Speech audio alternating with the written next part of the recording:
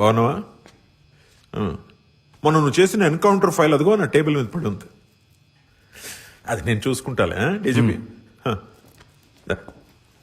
ఈలోపు నువ్వు పని చేయాలి.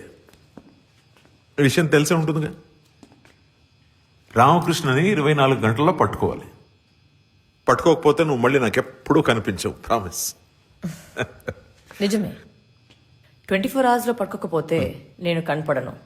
ఎందుకంటే మీరు ఆ సీట్లో ఉండరు. ఇందాక చెప్పారు కదా sir, encounter file, human rights commission, 5 officers, 320 questions, 24 hours.